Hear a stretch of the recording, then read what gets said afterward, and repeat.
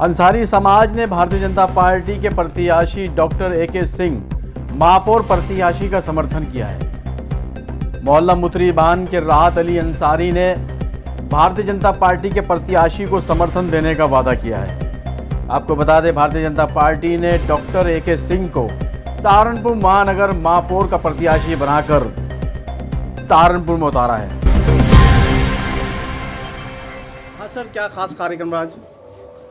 कार्यक्रम बहुत लोगों का प्यार मिल रहा है और प्यार और आशीर्वाद मिल रहा है। बस यही कार्यक्रम है, ये बहुत बड़ी चीज़ है। नहीं, यहाँ पर जो आपका आना हुआ, ये मेरा आना हुआ एक नगर निगम का चुनाव है, लोकतंत्र का बहुत बड़ा महापर्व है, जिसमें सब लोगों को सहयोगी बनना है अपने नगर के विकास के लिए, अपने नगर के लिए, अपनी क्वालिटी ऑफ लाइफ में अंतर लाने के लिए। उसी परिप्रेक्ष्य में, उसी निमित्त में आप लोग के बीच में आया और बहुत प्यार और बहुत आशीर्वाद मिला, इसलिए बहुत। डॉक्टर साहब, मुस्लिमों को कैसे लुभाया जाएगा? देखो, ये लुभाना, संख्या करना, वोट बैंक बनाना, ये मेरी विचारधारा जहाँ से मैं आता हूँ उस विचारधारा का भाग नहीं है। ये पुराने दिन हो गए मेरे ख्याल। अब इस सवालों से मैं मैनिफेस्टो में क्या है? मैनिफेस्टो में एक ही मैनिफेस्टो है पार्टी का, राष्ट्र प्रथम नंबर 1, नंबर 2 हर व्यक्ति का, हर अंतिम व्यक्ति का विकास। अगर आप देखें, जितनी भी प्रदेश सरकार की, केंद्र सरकार की योजनाएं हैं, चाहे वो उज्ज्वला योजना हो, चाहे आयुष्मान भारत योजना हो, चाहे कोई भी योजना हो, उसमें हर अंतिम व्यक्ति का बिना जाति, बिना धर्म पूछे विकास हो रहा है और सुविधाएं उनको प्राप्त हो रही है। और वो 30 बरस तक एक साथ हमने काम किया और सन 1917 के अंदर हमने एक सपना देखा था कि हम डॉक्टर साहब को इलेक्शन लड़वाएंगे, लेकिन बदकिस्मती की बात ये हुई कि डॉक्टर साहब का टिकट उस वक्त कट गया। आज 5 साल बाद 22 का इलेक्शन है, 5 साल बाद रमेश जी हमारे बीच में नहीं है, लेकिन मुझे आशा है और उम्मीद है और पक्का यकीन है कि उनकी आत्मा यहीं आसपास हमारे घूम रही होगी और घूम रही है और आशीर्वाद जो है डॉक्टर साहब को दे रही है कि तुम कामयाब हो और भगवान ने चाहिए सफल होंगे। और शायद मुझे भी एक मुबारकबाद दे रहे होंगे कि तूने अपना वादा जो मुझसे किया था वो आज जो है मैंने अपना पूरा किया है। दोस्तों, और अनस चाय वाय जो भी पानी वानी है निकालो। भाई अनस ने आज ये सभा रखी, विशेष सभा, इसके लिए उनका धन्यवाद।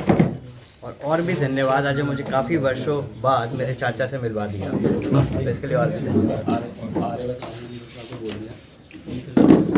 जैसे अभी बता रहे थे अंकल राहत कि मेरे पिताजी वो भी श्रमिक संगठनों की राजनीति करते थे और अंकल भी श्रमिक संगठनों की राजनीति करते थे। दोनों दूसरे विभिन्न तरह के विचारधाराओं के संगठनों में थे। ये अलग तरह के संगठन में थे, मेरे पिताजी अलग, लेकिन हमेशा ही गाए बगाए हफ्ते में 10 दिन में हमारे घर आना जाना था।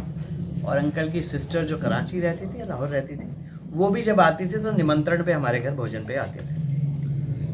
तो जो 2 तरह की चीज़ें होती हैं, एक होता है विचारधारा। हो सकता है हम विचारधारा से कई बार पूरी तरह से सहमत नहीं होते, लेकिन दूसरी तरफ भी हमेशा देखना होता है हमें, क्या उधर भी कोई विचारधारा है?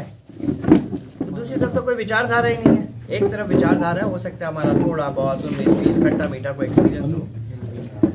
तो इसलिए हमें जब भी सोचना होता है, थोड़ा सा मन को बड़ा करके अपने देश के बारे में, प्रदेश के बारे में और अपने शहर के बारे में जहाँ हम रहते हैं, उसके बाद सोच समझ के जो 2 लोग आमने सामने होते हैं या खड़े होते हैं, उनके पिछले 20 साल 30 साल के इतिहास को देखकर उन दोनों की अच्छाइयों बुराइयों को समझ के कि कौन अच्छा है, कौन थोड़ा कम अच्छा है। अच्छे तो सब हैं, अच्छे सब हैं, मुझे पता है सब अच्छे लोग हैं। कौन अच्छा है, कौन कम अच्छा है, ऐसा सोचकर मतदान करना चाहिए। तो अगर हम ऐसा सोच के मतदान करते हैं तो हम लोगों को सफलता हासिल होती है। जो बातें अभी अंकल उठा रहे थे, राहत अली साहब, वो बातें ऐसी सी हैं, मुझे 1-2 जगह से और भी गया सुनाई दी और मुझे बड़ी उस पर शर्मिंदगी भी हो रही है और मेरी समझ से परे हैं। समझ से परे ये कि किसी भी विकसित शहर में जहाँ नगर निगम काबिज है, वहाँ पर सड़क को लेके, पानी को लेके, कूड़ा निस्तारण को लेके, सफाई को लेके, स्ट्रीट लाइट को लेके, ये तो मूलभूत सुविधाएं हैं ना। इसके बारे में काहे को आप एप्लीकेशन लगाओ और काहे को सोच विचार और काहे को सुनाई, ये तो होनी ही है। इसको तो भूल ही जाएं आप, मतलब इसको आपको कहना सुनने का विषय नहीं है। दूसरी जो चीज़ आपने रखी कि कई बार जो हमारे, देखो राजनीतिक लोग फिर भी विचारधारा के लोग होते हैं, आप उनका कान उमेड़ सकते हैं, आप उनको 5 साल बाद बड़े बड़ों को गद्दी से उतार सकते हैं। ऐसी ताकत बाबा साहब अम्बेडकर के संविधान ने हमें दी हुई। हम कान उमेड़ के बड़े से बड़े को हटा चुके हैं। हमने इंदिरा गांधी जिसको समझते थे लोग कभी हटेगी ही नहीं, हमने उसे बार बार पटका है मत की ताकत से। तो जो दूसरा विषय है, कई बार जो विचार है, मन है राजनीतिक का, वो तो अच्छा होता है, लेकिन जो बीच के लोग होते हैं वह अपनी व्यवस्था समझ रहे होंगे कौन सी व्यवस्था, उसे बनाने के चक्कर में जान कोई के उल्टे पुल्टे कानून बना देते हैं जानकर। और वो जब बनाते हैं, अगर बाई चांस वहन भी करना है, बाई चांस माना कि आपको बजट को बढ़ाना भी है, खर्चे बढ़ रहे हैं, उसको बैलेंस भी करना है, तो ये नहीं कि एक क्षेत्र से ही ले डालोगे सारा, उसको कहीं ना कहीं विभाजित करते हैं, 2%, 4%, 5% किस तरह बढ़ा के उसको बैलेंस करते हैं। और ऐसा मेरे मन में स्पष्ट विचार है। दूसरी बात, जब भी हम कोई चीज़ें करते हैं हमें देखना होता है, कई बार हम कमर्शियल एक्टिविटी कर देते हैं तो वहाँ पर एक दुकान बनी होती है जो कि वहाँ से पैसा इनकम कमा रहा है, एक छोटा सा व्यक्ति है जिसका से 80 गज में घर है, उन दोनों को एक दृष्टि से नहीं देखा जा सकता, कोई मतलब नहीं है। तो इस विषय पर विचार करेंगे। अभी मैं कोई आश्वासन दूँ ये उचित नहीं होगा, लेकिन मेरे मन में विचार की स्पष्टता है। ठीक है, जब मन में विचार साफ है, आश्वासन देंगे।